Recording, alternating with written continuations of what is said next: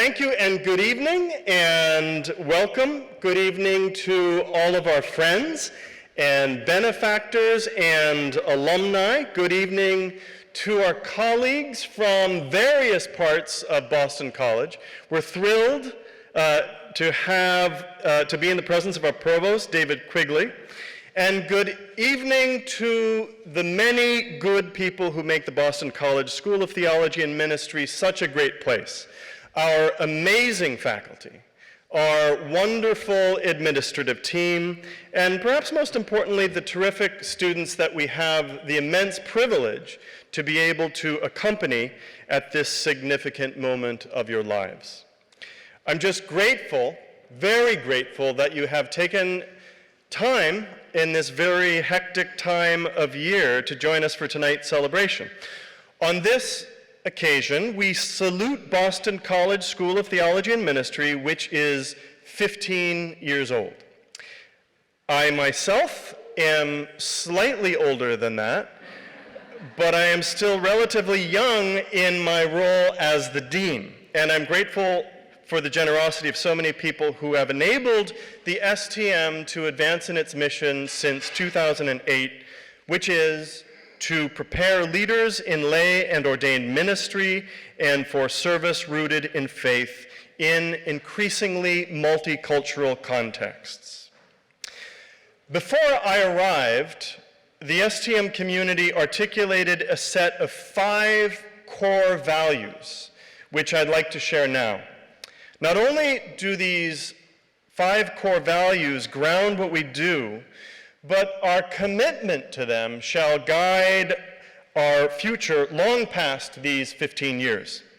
Rooted in the Ignatian tradition, these values are inspired explicitly by the person, life, and vision of Jesus. The Boston College School of Theology and Ministry claims boldly that it will educate theological and ministerial leaders, 1, who will be formed for a variety of academic and ecclesial contexts and for faith-based service. 2, who will engage in scholarship, critical thinking, and practices of prayer and discernment. 3, who will forge collaborative communities of learning and of worship. 4, who will be immersed in the richness of the Catholic and Jesuit theological and spiritual traditions. And 5, who will celebrate and embody a commitment to inclusivity, a respect for difference, and who will engage diversity, including interreligious and ecumenical diversity. All that you can find on the STM website. The faculty and I are fully committed to these values, and on this occasion of our 15th anniversary, I have been reflecting more personally on how we embody these values today in our current context. And I would say this: fundamentally, we are a community rooted in an abiding faith in the compassion of God. We seek that compassion at all times. We are held accountable by it. And at a moment when the world is torn apart by war, mutual hostilities, corruption, environmental degradation, and profound injustice and falsehood, we regard the compassion of God as our source, our hope, our courage, and our joy. We are a school of theology and ministry in the Jesuit Catholic tradition. I know that sounds somewhat obvious. It is, after all, part of the name. But it's also a commitment, an identity, and a mission. In fact, our particular commitments are what really make us distinctive in the larger landscape of graduate theological education, both in the United States as well as throughout the world. We're a school of theology, and we are intentionally a school of theology, not a school of religious studies. And while we certainly benefit from a range of disciplines and methods, the disciplinary heart of our school is the study of theology, which in its root sense is the study of, talk about, reflection on, well, God. The very mystery of who God is does not deter us.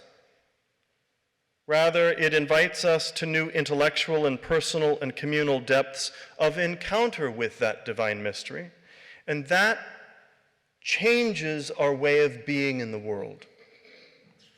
We aim to form people for lives of ministry, and while we do understand ministry in the broad sense, the word itself suggests service in an ecclesial context.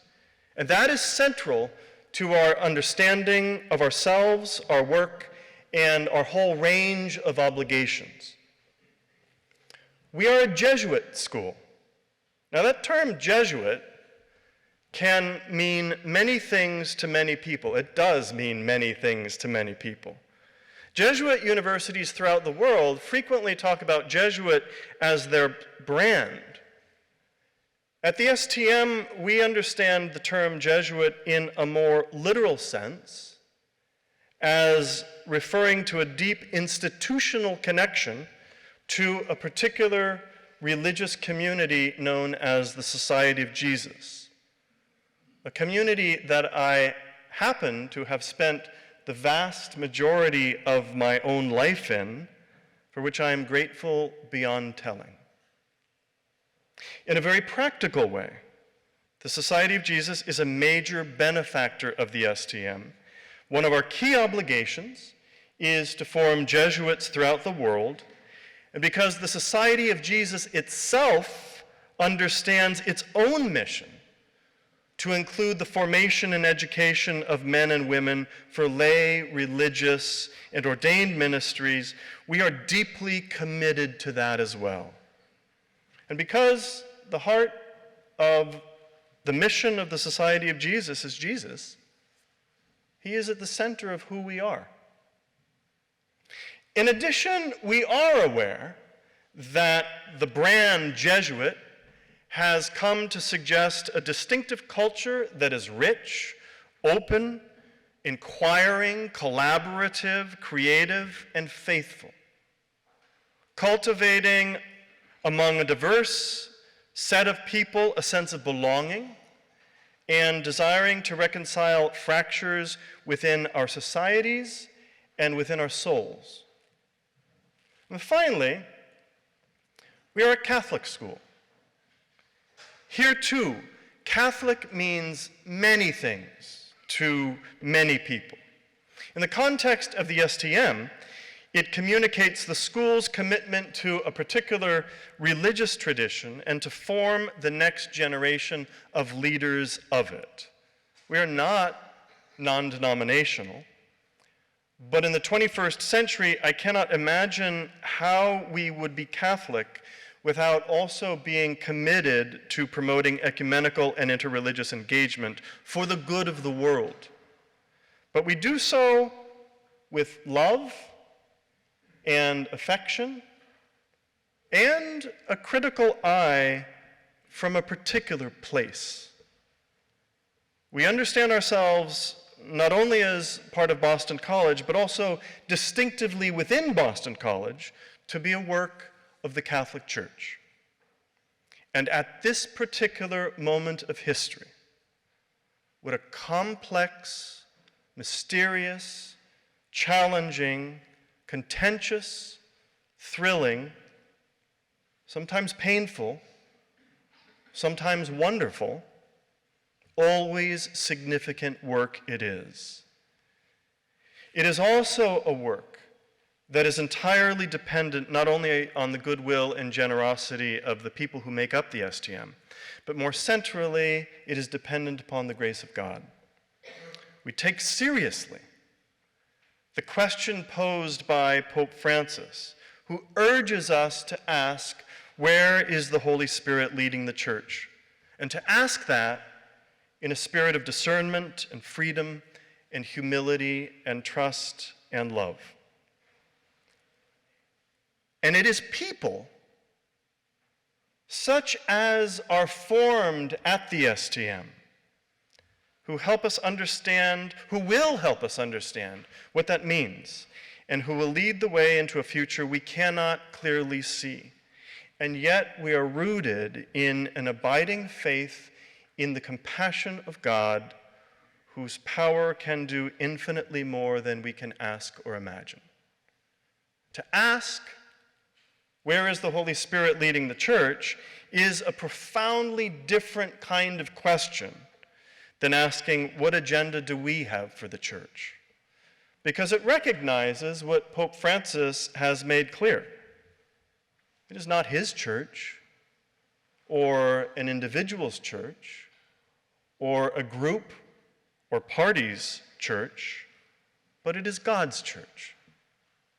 God, who called Abraham and Sarah to leave a place that was familiar and go to places they could not have imagined, who called St. Peter or Mary Magdalene to live lives they could never have foreseen.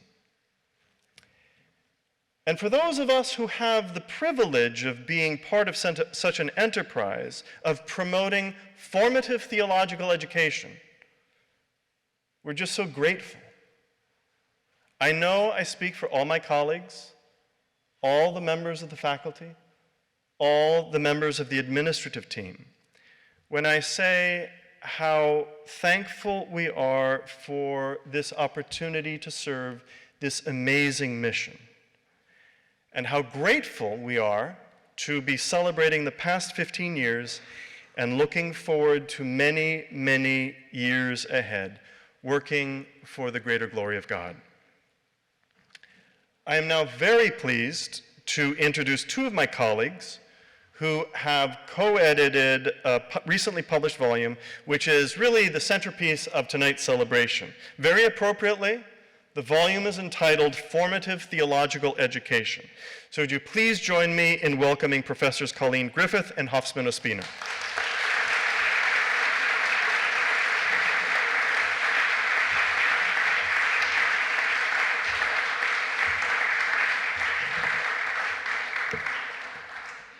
Thank you, Dean McCarthy, and thank you for your talent and vision and discerning ways that you bring to Boston College, and especially that you bring to the STM, particularly in the aftermath of the loss of a much beloved leader in Thomas Stegman.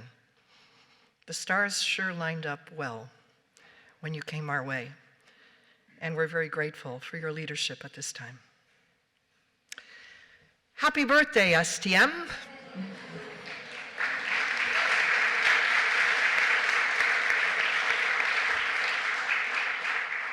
We begin from a place of gratitude tonight.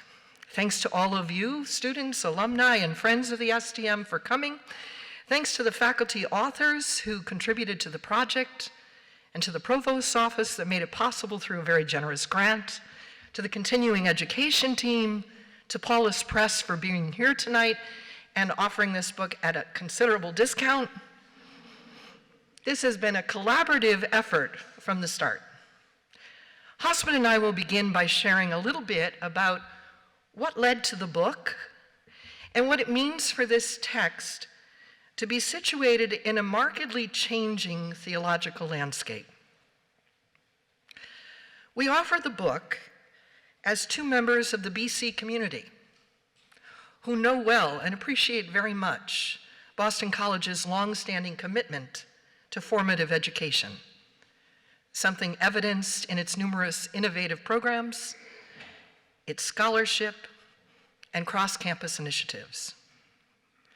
As Hosffman and I started chatting about the potential of this project, we became convinced that the next step in Boston College's effort to underscore the formative would be for individual disciplines to wrestle with and articulate what this mission looked like in their respective areas of study. So we set out to provide a beginning articulation of what formative theological education could look like. Now, the School of Theology and Ministry was an obvious place for that kind of reflection to happen, largely because we are a school of theology, ministry, and faith-based service that has had to think in very practical terms about how and when theological insight is most persuasive, about where it rises from and what it returns to on the ground, and what serves to foster impactful appropriation. In addition, the STM is very much accustomed to raising questions like, what kind of education is going to enable scholars and ministers and faith-based service leaders to move deftly in mission through changing seasons? It's notable, too, that the STM has always had a large religious education faculty of national and international repute, a group of women and men that thinks creatively about pedagogical strategies for transformation and has shown leadership in doing so for decades now. Yes, we are a place that has much to offer regarding a vision and an approach that theological educators might be able to lean into.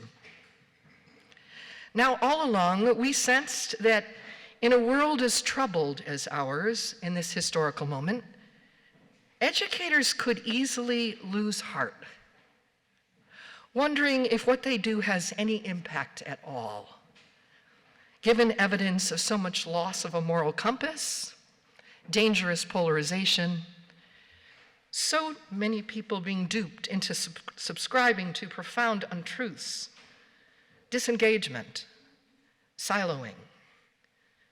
We hope that this book offers such educators a way of thinking about their work anew. And yes, thinking about it as having transformational potential and the possibility of substantive impact. And all of this reflection, to which the book attests, has been happening in what we recognize to be a very changing theological landscape.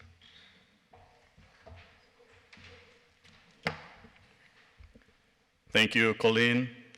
Happy birthday, STM. I would never miss a quinceañera.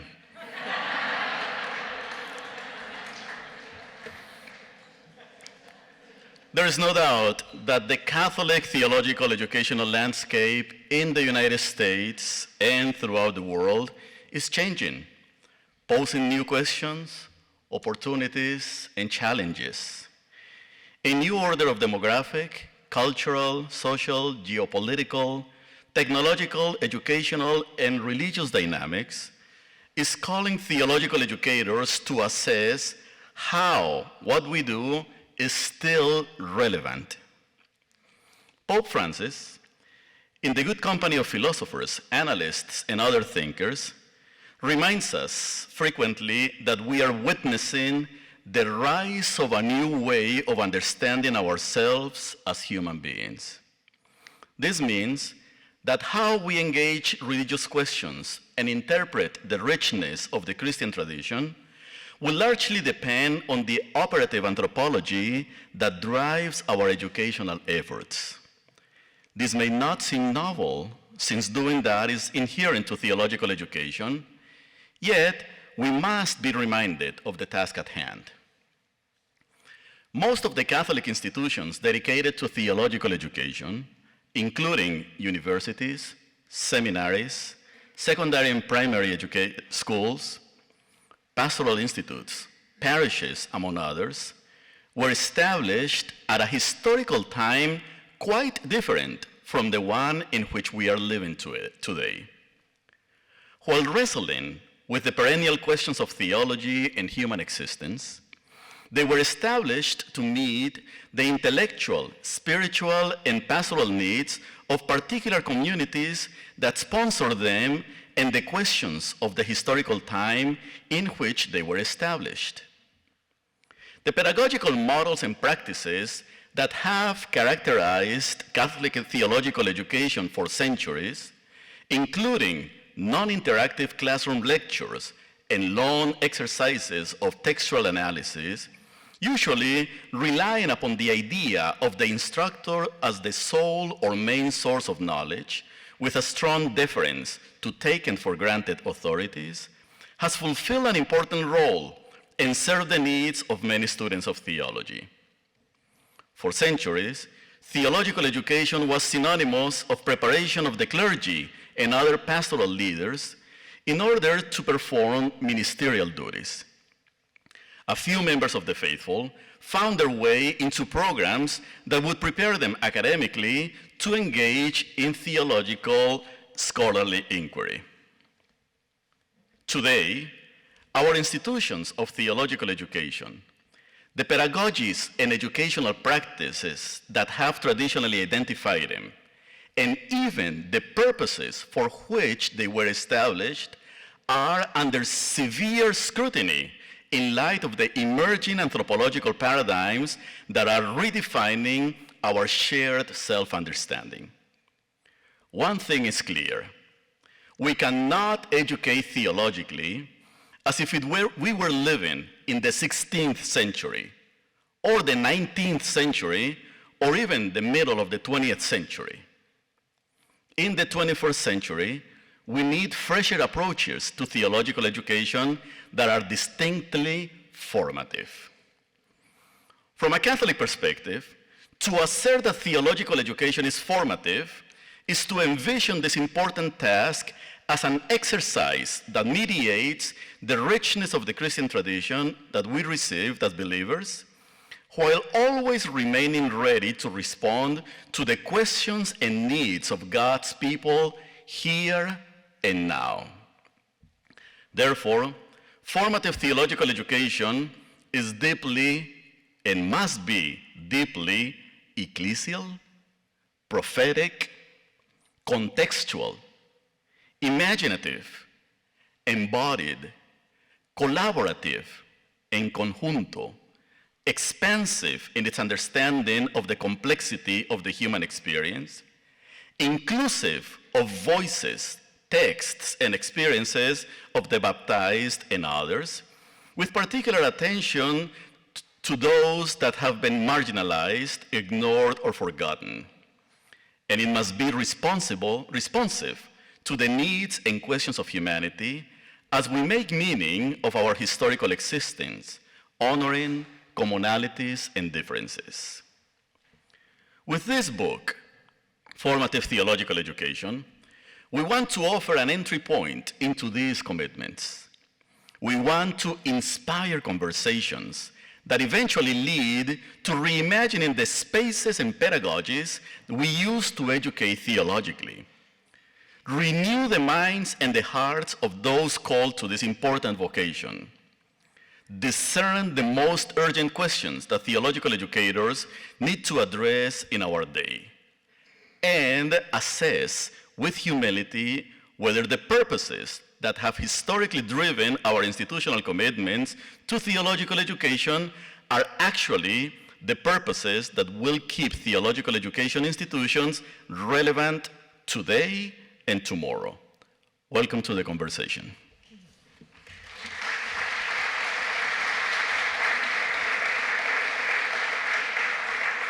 Thanks, Hosffman. So at this time, we'd like to introduce the faculty authors that are part of the book, and we've asked each to speak for 2.5 minutes, which is a great challenge to any theologian. And so we're going to begin with Professor Andrew Davis, who is a professor of Old Testament, who offers theological educators much insight into what a biblical understanding of knowing looks like. Andrew. Right here. Thank you, Colleen. Thank you, Hosffman. Hello, everyone, and good evening. I believe that the best formative theological education is rooted in relationship. I believe that when students in the classroom feel like they are seen and known not just as empty vessels to receive knowledge, but as human beings who have complex lives outside the classroom also. And our ability to engage those complex lives outside the classroom is what will make it possible for the stuff that we do in the classroom to be transformative for their lives at large, and for the students to be able to integrate the material that we're covering in the classroom with their lives outside of the classroom and bear fruit later on when they graduate from our school. I think this kind of knowing and being known is what we see in the Old Testament, my field of study.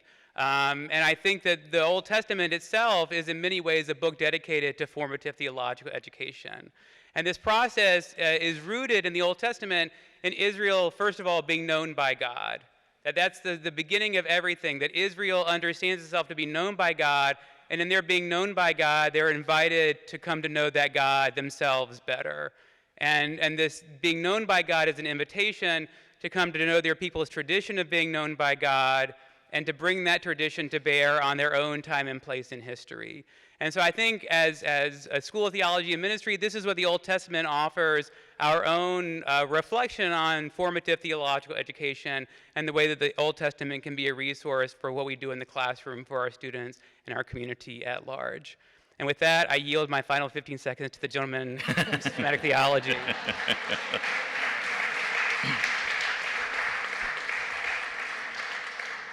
Richard Lennan is professor of systematics, who knows well the self-implicating nature of the discipline of theology itself, and suggests formative ways of speaking when talking about God. Richard. Thanks, Hosffman.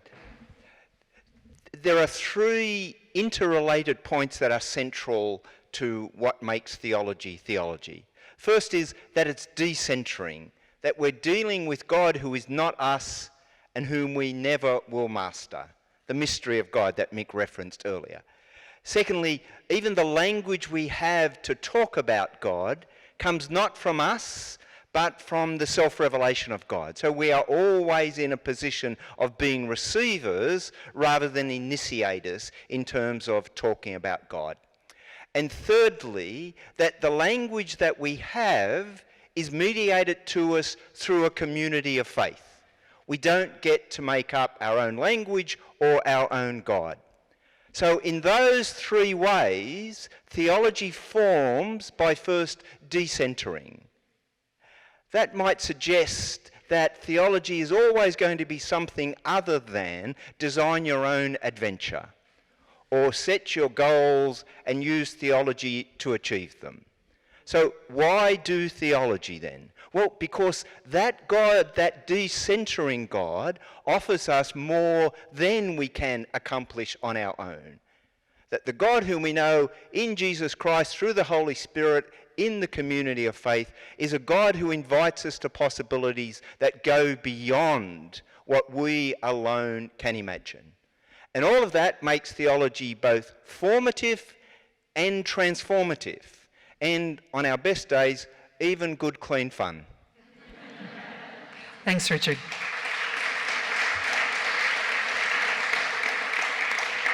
Thomas Groome is a professor of theology and education. He draws attention to the epistemological shifts that occur when theological education aims to be formative and the pedagogical accents that ensue. Tom. Thank you, Colleen. As a loquacious Irishman, 2.5 minutes. It takes me that long to say hello to people.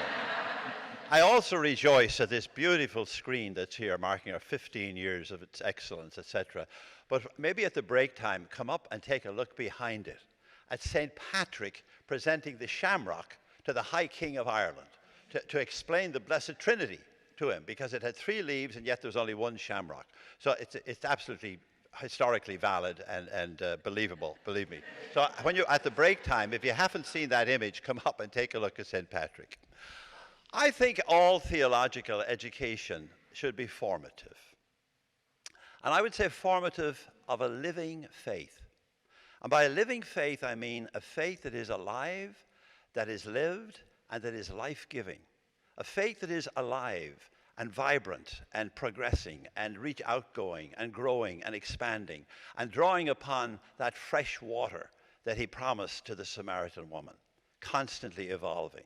A faith that is not only alive, but is also lived. Ultimately, this faith of ours has to get done, has to be lived. And then as life-giving for oneself and ultimately for the life of the world. Now pause for a moment, and I will warrant that everybody here, not just at our School of Theology and Ministry, but in other parts and pieces of your life as well, that you have experienced formative theological education. In many ways, you would not be here this evening if you had not. So just pause for a moment and ask yourself, from your own experience, what's the key? What's the clue? What's most needed for education in theology to be formative? What does that require? For a moment, reflect and recognize your own wisdom.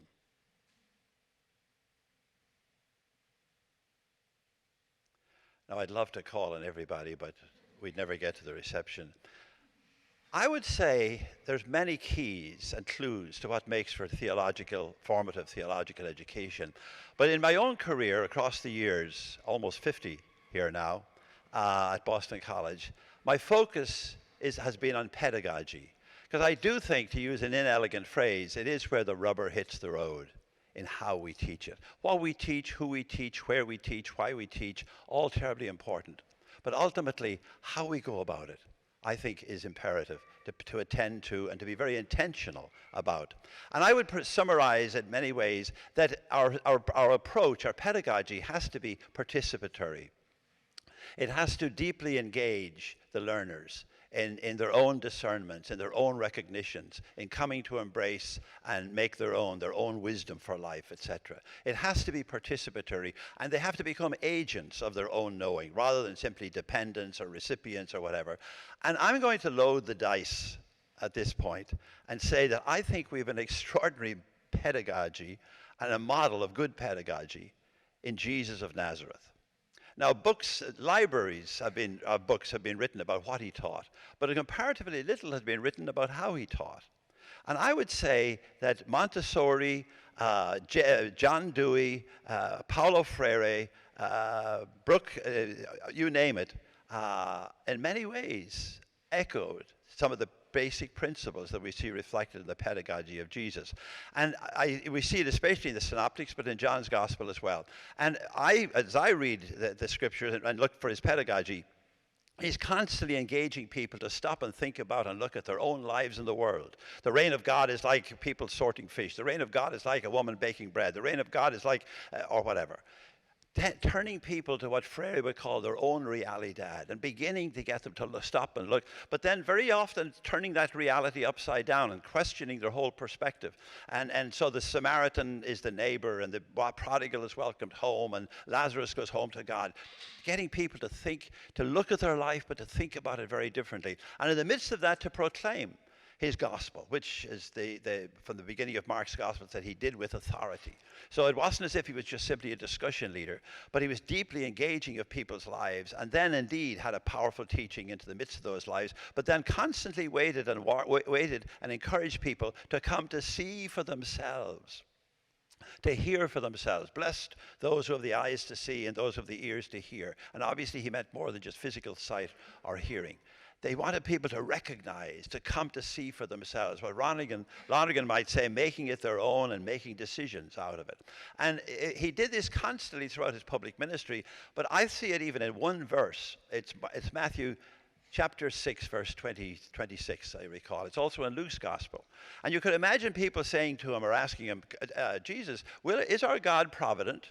And Jesus could easily say, yes, our God is provident. Or he could easily stand up and say, today I'm going to give you a talk about how provident our God is. And instead he says to them, look at the birds of the air. Now I can imagine him out in the fields and getting people to look up at the little birds that were flying around. He said, take a look at those birds of the air. And then a reflection upon it. They neither reap nor sow, nor gather into barns. And then the moment of instruction. And yet, your heavenly Father feeds them. And then, instead of saying, and that's the answer, he wants them to see for themselves. He says, aren't you more important than many sparrows? I think we could learn a lot, not only from what he taught, but from how he taught as well. Thank you. Thank you, Tom. Melissa Kelley is a professor of pastoral care and counseling. She underscores the formative power of a theological education that fosters resilience. Good evening, everyone. I've learned it's safest if I stick with my notes. So, quick show of hands, if I might. How many of us would say today has been such a smooth, such an easy day that there's been no need to cope with anything? There's been no stress of any sort today. Anyone? John? John Baldovin. Okay. Let me pose another question. How many of us perhaps have lost track of how many stressors we've had to cope with today? It's been one, yeah, lots of hands. And how many of us might say we're somewhere in between? Yeah, although by 5:30 this morning, I had coped with quite a lot already. But the point is, we cope continuously. We have no choice but to cope with life constantly because life continues to throw stressors at us. We cannot cope successfully unless we have a reserve of resilience. And so I am very interested in resilience, and in this chapter, I am trying to explore through the lenses of neuroscience, social science, and pastoral theology how formative theological education can help us to cultivate and sustain resilience, particularly for our students, but for all of us. And I will just highlight that two ways that I think we do that are by a clear emphasis on hopeful meaning making and by forming communities that are mutually supportive. And those happen to be two primary means that we know through quite a lot of research for fostering resilience, meaning making and community. And finally, I would say I feel convicted that for the Christian, the most hopeful road to resilience goes straight through Christian faith and life. And I think institutionally, we have an incredible opportunity and a responsibility to be intentional in helping our students and ourselves foster and sustain resilience. Thank you. Thank you, Melissa.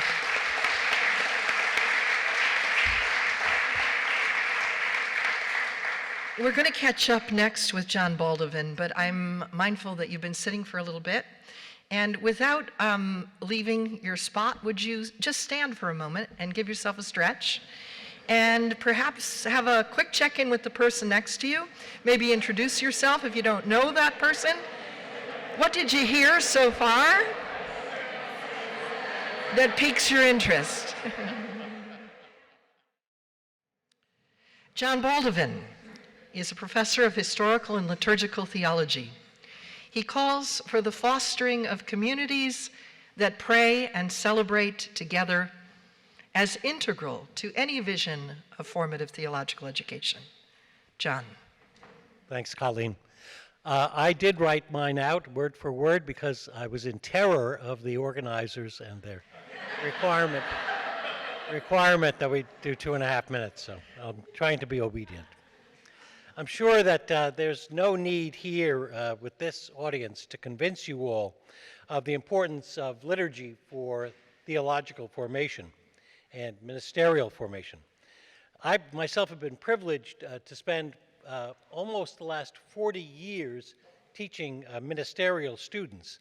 And during that time, I've noticed in the whole range of students I've taught a profound interest in the church's worship. What I want to emphasize in these just couple of minutes that I have allotted to me is that we form students here both through liturgy and for liturgy. What do I mean? First, the biggest factor in theological formation with regard to liturgy is the experience of liturgy itself, the experience itself.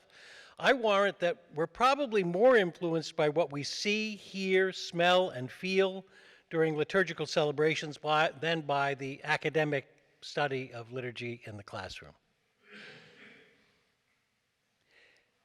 That's why it's so important that we here at the STM pay a lot of attention, a good deal of attention, to how we celebrate, especially at our weekly Thursday celebrations, which I wish all of you could come. We try, insofar as we're able, to help students to experience as well as to appreciate different cultural and musical styles within our own Catholic tradition. Our manner of celebration should ideally help us all to understand how the liturgy is where the rubber meets the road. Dr. Groome and I both use the same image. Where the rubber meets the road with regard to the theology that we're doing, not only in the classroom and in the library, but also in our pastoral activities. So that's number one, through the liturgy. Second, we are, after all, a school, an academic institution, and ministerial students need serious intellectual reflection on what it is that we do when we celebrate. I can't emphasize enough how eye-opening the study of liturgy is for so many of our students. Nor can I tell you how many times I've heard students say, "Why hasn't anyone ever told us all of this?" You're also no doubt well aware that liturgy is a sensitive topic for Catholics. That's an underestimation, huh? A sensitive topic for Catholics, especially since the reform of the Catholic liturgy has had its ups and downs, its successes, and its shortcomings over the past 60 years. We're coming up to the 60th anniversary of the Liturgy Constitution. That's why it's so important that in our theological formation for worship, that we do our best to be attentive to the signs of the times, to our own engagement with our cultures that celebrate, and at the same time remain solidly faithful to our rich Catholic tradition. We owe our students no less.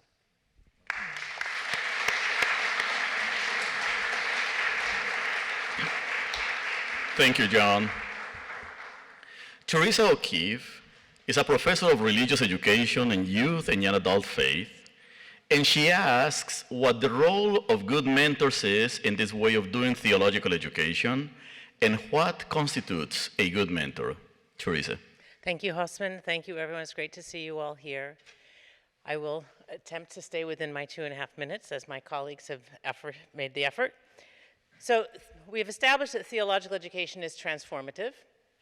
I argue that it is actually relationships that aid in that transformation.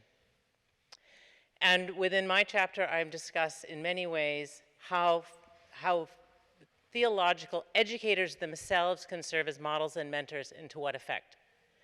And I name in particular 2 different kinds of moments. The first moment, considering the age of disaffiliation, where so many people are unfamiliar with actual religious belief and belonging and wonder why anyone would do that anyway, the theological educator serves as a model, or can serve as a model, of why this matters for anything. And so offers a way of framing theological education and belief and belonging in a way that makes meaning of one's life and purpose in the world. And in part, as doing so, they do it best when they actually offer themselves in some way to that, by an example of their own lives, if they themselves are believers, is what value it exhibits in their life and what membership or affiliation offers to them. That's one moment. Another moment in this age of division and choosing sides and staying in those sides, there is a time where someone may be a believer, but they may believe that their way of believing is the only way to believe.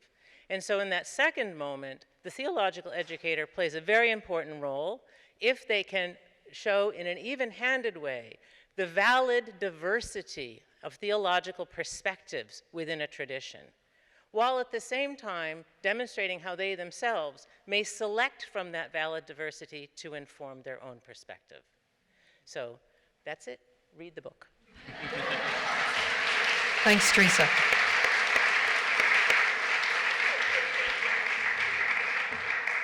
Callid Keefe-Perry is a professor of public theology. He also directs our contextual education program at the school. And he addresses a very infrequently spoken about component, the essential role of imagination in any theological education that's going to be formative. Thanks. Central to my work in general and for our consideration of formative education is a challenge to this phrase you may have heard called a failure of imagination. At its core, this phrase suggests that individuals or societies or churches sometimes lack the creative capacity to envision different futures or possibilities. However, I'd like to challenge the notion and argue that what we often label as a failure of imagination is, in reality, just the acceptance of a dominant imagination. A prevailing narrative that dictates how things are and how they ought to be. This dominant imagination is powerful. It is the voice that tells us that the status quo is immutable, that certain things are too deeply entrenched to be altered, and that our dreams of a different world are naive. But just because a particular narrative is dominant doesn't make it the only one. It simply means it's the loudest or the most accepted one at a given time. Why is this idea so crucial, especially in the realm of formative theological education? For me, I think it's because theology at its heart is about exploring our understanding of the divine, the universe, and our place within it. It's about asking profound questions, seeking deeper truths, and serving God's children, striving for a connection with something greater than ourselves, for the common good. I think often of something Francis said in a 2015 speech in Florence.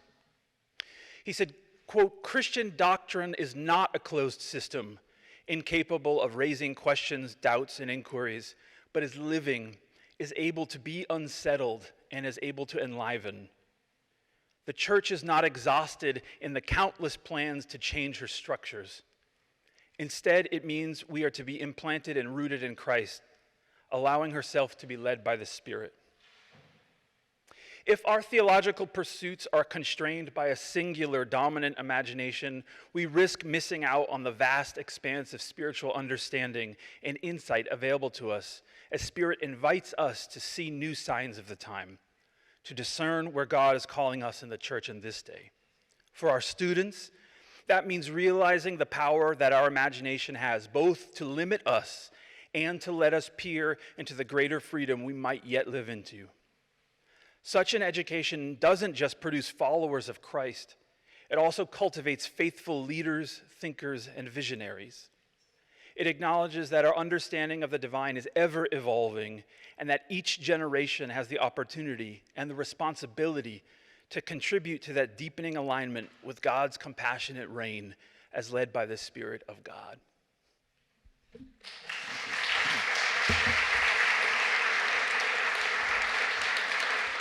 Thank you, Callid. Well, and what about you, Colleen? What question did you bring to the matter of formative theological education? What have you come to see? Okay, Hosffman, but you're up next. I wrote my essay aware that the language, formative education, signals so many things today that it risks becoming diffuse. I sought to bring together three strong elements one finds underneath that large umbrella that theological educators in particular would recognize as being very congruent with a Christian understanding of the person, of the world, and the necessity of community. And so I highlighted an approach that cares for the fullness and uniqueness of persons, that tilts toward the practical relevance of learning, and that cultivates inclusive communities of belonging. And in doing this, it became apparent to me that while the language of formative education is of recent vintage, there are, in fact, really substantive insights from the Christian spiritual tradition that provide us with retroductive warrants for much of what gets said today about formative education. Rich spiritual traditions that deepen our grasp of today's descriptors. For example, the Ignatian and Jesuit tradition brings keen sensitivity to the whole person, offering robust reflection on what cura personalis entails. The Salesian way hearkening back to Francis de Sales and Jane de Chantal, highlights that knowledge of God must be exercised very practically in the world, urging both affective and effective transformation in concrete, specific circumstances. And then the Benedictine tradition recognizes the power of community as its own school of love, advocating for a firmly rooted practice of hospitality that makes for an open door, yes, an open heart, and an open mind, too. My hope is that study of these and other such spiritual traditions within a Christian ambit will continue to inform and deepen theological educators' grasp of central elements of formative education, as they're talked about today. Doing so in ways that will generate energy and instill hope. You're up. Okay, Hosffman, you're up. You're not off the hook at all here. So tell folks about the passion, the element in formative education that you're most passionate about. Thank you, Colleen. I want to go back to one of the points that has been highlighted tonight on a regular basis, and that is the question of relationality. I am firmly convinced that formative theological education must be relational. It's not enough to say, I care about the student or I care about the community. We must enter in relationship with our student and with the communities that we serve and where we teach. Theological education is an opportunity, being formative, in which to study how the I am of God meets the I am of the human person or individual. We know that the I am of God has been revealed throughout history, particularly in Jesus Christ. Yet, many times in the process of theological education, we pay little attention to the I am of the student, the I am of the person who is in the congregation, the I am the person we encounter in this particular experience. That I am is someone who is gendered. It is someone who is part of a race, is part of a context, is part of a socio-economic experience, is someone who is part of a culture. If we truly believe that theological education is and must be formative, we need to find and make the time and create the spaces to meet and go deeper into that I am of the individuals and all the persons that we encounter in the educational process. Thank you.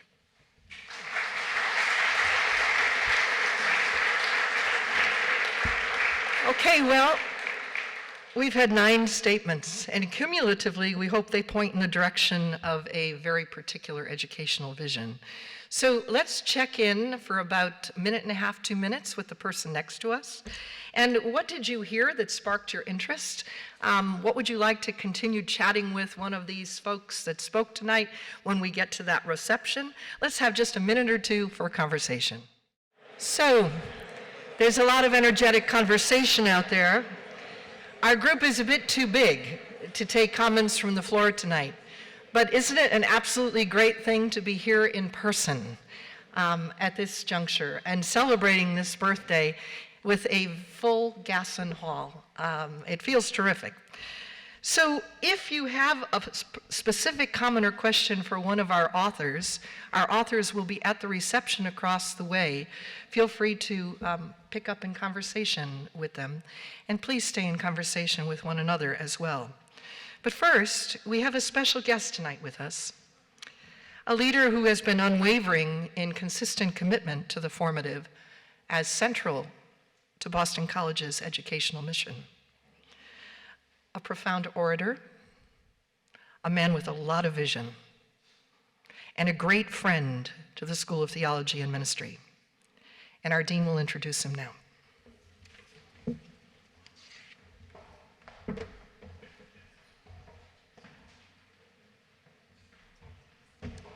Well, first, thanks Colleen and Hosffman for really leading us in a wonderful evening.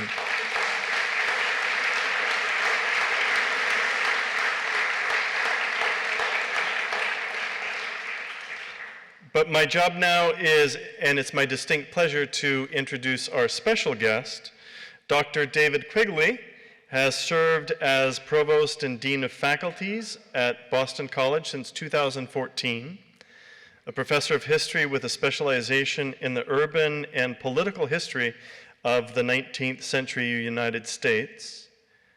Dr. Quigley previously served as the Dean of the Morrissey College of Arts and Sciences between 2008 and 2014, and he has had the distinct pleasure, of working alongside the School of Theology and Ministry's 4 deans.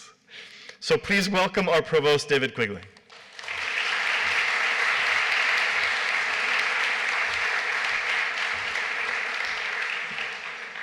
Very kind of you, Mick and Colleen, and again, congratulations on this wonderful moment in the history of the school, of the university writ large, and a wonderful volume that I received a copy of a week ago. Hosffman and Colleen dropped it off, and I congratulate all the faculty who contributed to this. I'll return to the topic of formative education in a few moments, but on behalf of University President Father Leahy and admirers across campus and far beyond, it is great to be with you here to mark this signal occasion.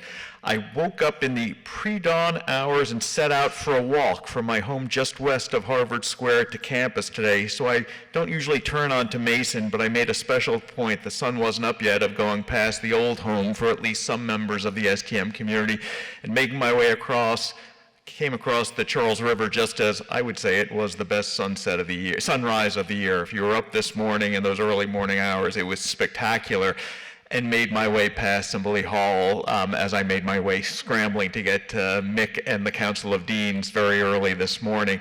And it gave me an opportunity to reflect on those 4.5 or so miles that connect the history of the STM, its current state, and its hopeful future, and to reflect on my own journey as faculty member, administrator, and partner with so many of you around this room on supporting the good work of the School of Theology and Ministry. So first, let me begin by pointing to the various ways in which I see the accomplishments coming out of the faculty, students, and staff in STM as standing at the heart of who we are at BC, who we aspire to be, how we're to be of service to the local community and to the global church.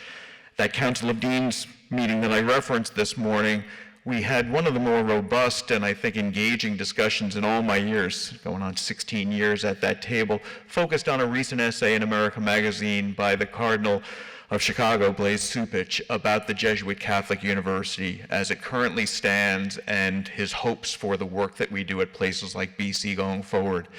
And as I went through that, preparing for the conversation, hearing from colleagues like Mick and the other 8 deans at the table, some of the key words that bounced around the last few minutes, questions of renewal, thinking about transcendence, the ways in which the work that we're doing touches on the imagination, in community, in relationship. Certain key words played out in really powerful ways. Certainly the underlying question of what is the formative project, how do we do it differently and with particular power and intensity and moral foundation here came up. But one of the phrases that came up, and I actually threw it back to the deans, partly knowing that I was going to be speaking later today to this group, was towards the end, Cardinal Supich makes an interesting linkage before getting to the resounding closing on the theme of hope, which I think is so important, and if anything, we're celebrating STM as a source of deep, powerful adult hope for all of us as we need it at this moment. There's a turn to renewal fused in and connected to awareness. I use hope, imagination, renewal in a lot of my talks, a lot of my writing. That kind of focus on awareness that Cardinal Cupich emphasized was something that we kicked around quite a bit and that I've been mulling in the month or so since I first read Cardinal Cupich's letter. And I think this is where STM, both for the local Boston College community, for folks like me still learning and 26 years on into my BC education, and for colleagues around the Boston area, around the U.S. Church, and globally, the ways in which working on formative theological education, working in the various subspecialties that our faculty and students are kind of exploring the horizons of on a semester by semester basis. You are doing the essential work of fusing the renewal of our institutions and of our faith with a deep and life-giving, generative awareness of all the sources that we can draw on and the new possibilities that our imagination opens up for us. Again, this 15th anniversary, great to have a moment of hopeful celebration in a particularly dark October for us in so many ways, locally, nationally, and certainly globally. Thinking back to 2008, at the end of a rough decade for Catholicism in the greater Boston area, a challenging moment for the U.S.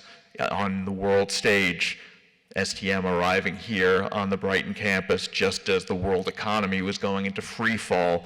I stepped into the world of academic administration that fall, had the great good grace of becoming a new dean with Dick Clifford, and across these last 16 years, it's been one of the graces of my career to partner with and learn from the four deans, as was mentioned, Dick and Mark and Tom and now Mick. It's been a wonderful education for me, and over that time, much more than at the personal level, it's been an enriching engagement for the larger university as one thinks about how does Boston College live out its ambition to be a leader in Jesuit Catholic education worldwide. As you think of our most recent strategic plan, so many of the core elements of who we stand as, who we hope to be for the higher education community, for the church, for the larger society, come back to fundamental elements of what the STM contributes to our community. One of those most centrally is service to the local, national, and global church. We see it represented in the individuals and the larger community gathered here in Gaston this afternoon. But I would also point to the way in which, in terms of formative education, a commitment to formation not just for undergraduate or graduate students, but for faculty, for staff, for alumni, for the larger BC family. Father McCarthy has been particularly eloquent on this, but our hopes, our dreams, our aspirations in terms of formative education very much are enlivened by, expanded by the work that is done in projects like the volume that we're celebrating this afternoon. A few years ago, when we launched initiatives in formative education out of the Provost's office, we put out a first call for proposals for research. I'm thrilled to see the many ways in which faculty across campus took to that to really think, as Colleen and Hosffman pointed out earlier, what are we going to learn from the dozens of disciplines represented around campus? I can't point to a more fruitful project and conversation than that which Hosffman and Colleen led over these last few years. It's a wonderful accident of history that the volume is arriving just here at this 15th anniversary. But as we think about what we've already accomplished, but much more, as Cardinal Cupich demands, what we have before us, what we need to do, how we need to think about renewing our curriculum, how we have to push on the frontiers of all the work we do as teachers, as scholars, as mentors, as folks in service to communities near and far. This volume and this commitment to formation, I think, is absolutely essential. Let me close here because I'm very much looking forward to the more personal, relational conversation about this volume and the themes that we're celebrating this evening now as we go forward. But let me say that so much of this evening is about the broader project of formation and education at BC. For me, and I think for so many of Mick's fellow deans and others around campus, It has been essential over these last 15 years to have the School of Theology and Ministry here at this great national Jesuit Catholic research university. It's been an essential part of my own education as academic administrator, and I think not just personally, but for so many that I've seen around campus, we've been formed, we've been transformed by the engagement with the School of Theology and Ministry, faculty, students, and staff. For that, I am not just congratulating and celebrating, but thanking Mick and all of you from the heart of the university in the Provost's office and in academic affairs, and very much celebrating all that we've done together over these last 15 years. So I look forward to the cake and the celebration next door, and let me turn it back to Dean McCarthy at this point.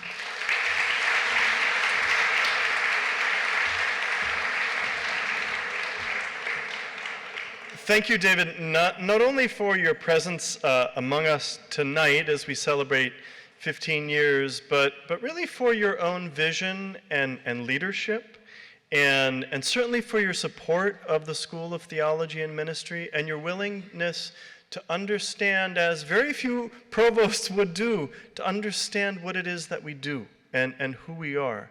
And I'm personally grateful for your own vision for Boston College's distinctive commitment to formative education.